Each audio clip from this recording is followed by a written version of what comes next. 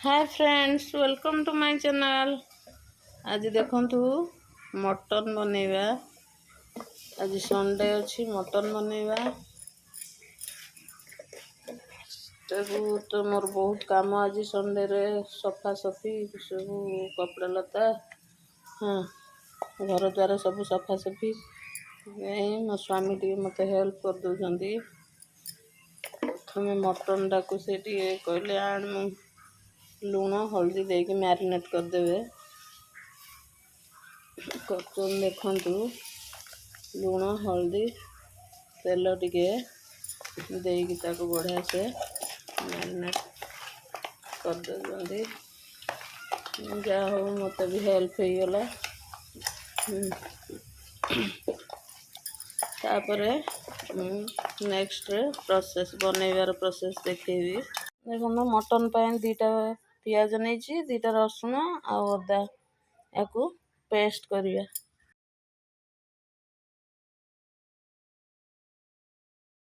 ए mutton बनैबा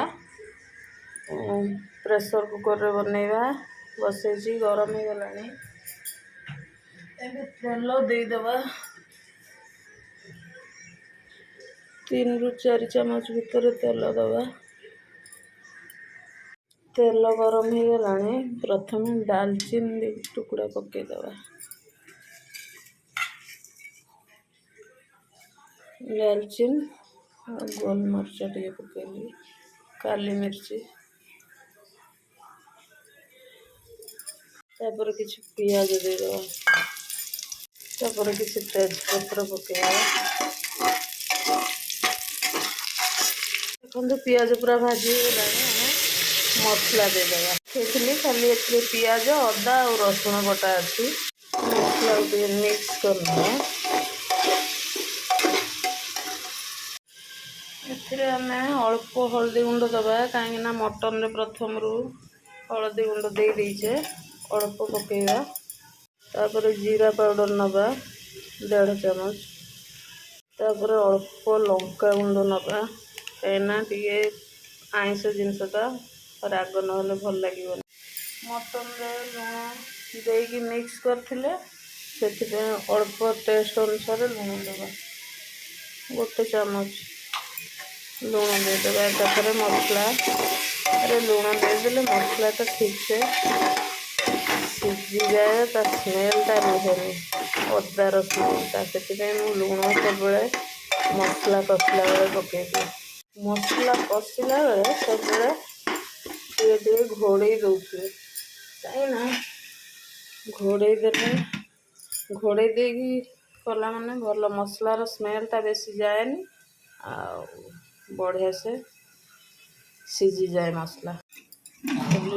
देखिए देखो मसला जो तलू लगी जाए कभर करदे बेसी लगनी कहीं झाड़े जो पानीटा पड़ता है तलू मसला लग पोड़ी जाएनी। बढ़िया से मसला हो आसला कलर देखते केते सुंदर हो गला। आलू दीटा देदबा।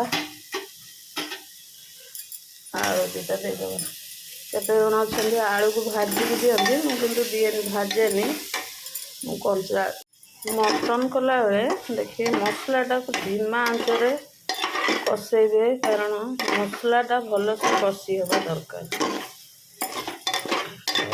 तो मसला मोर कषि हो गला बढ़िया से एबे आमे मटन देदबा। मटन देके भल भाव कषेबा भल से मसला रे करिया मिक्स करिया भल से।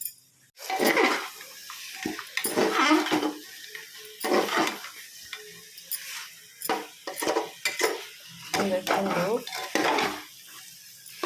मसला मिक्स हो गला भल से आपको कषेबा जहाँ भी 15-20 मिनट न कषेले तार टेस्ट आसबनी।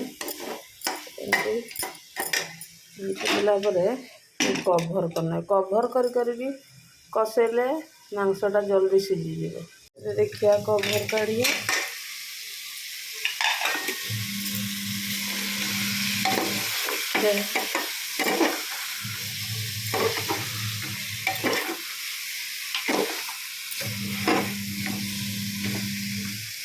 ଏବେ ଆମେ ମିଟ୍ ମସଲା ଟିକେ ପକେଇବା।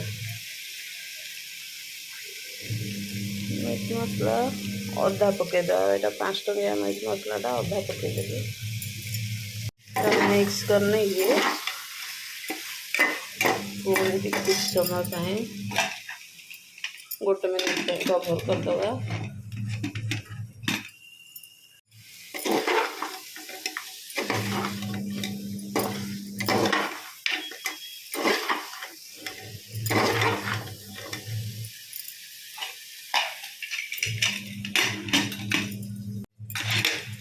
बहुत भल बास्ना आसुची तो बहुत बढ़िया देखा भोक लगे जल्दी दे बढ़िया भल लगुच।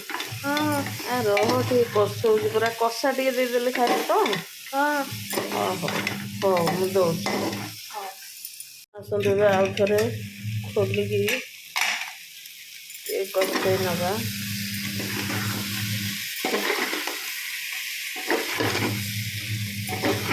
एबे कषा पूरा हो गलानी।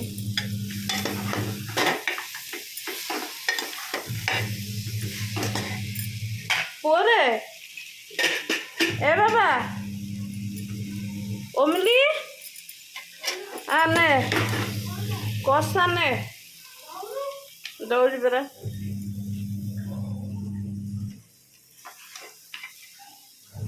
देखिलु बाबा केमी टेस्ट अच्छी।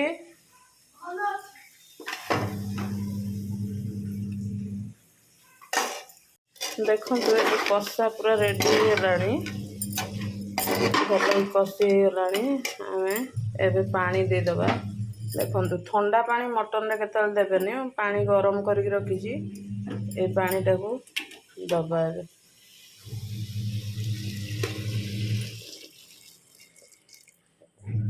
प्रेसर रे तो सीझी जीव जल्दी बेसी पानी दबानी।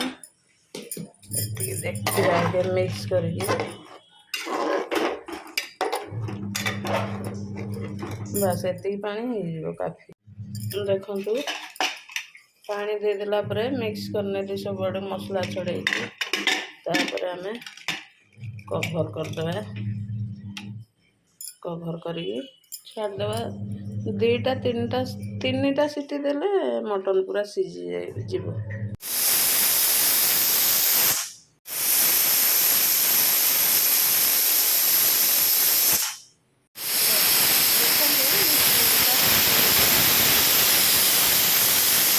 तीनटा सीटी देइछि। एबे हमें गैस ऑफ कर देबा। आसंतु एबे खोलिबा मटन तरकारी की सीटी खोली देखिया कौन होइछि।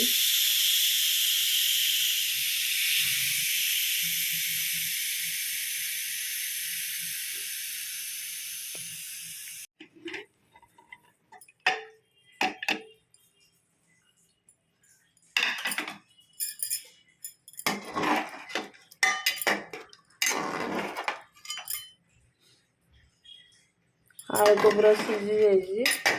मटन सीझला भाया लगुच आके पानी मरव। मु सीटीटा खोलदेली। सीटी जदि न खोला होता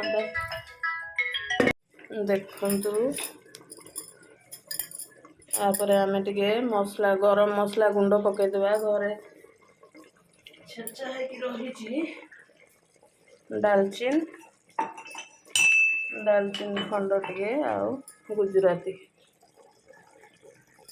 दस्तार छेचा होता गुंड पकईद। धनिया पत्र पकईदवा।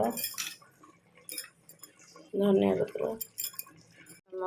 घोड़े दबा। ए आसतु ए कभर खोलिया।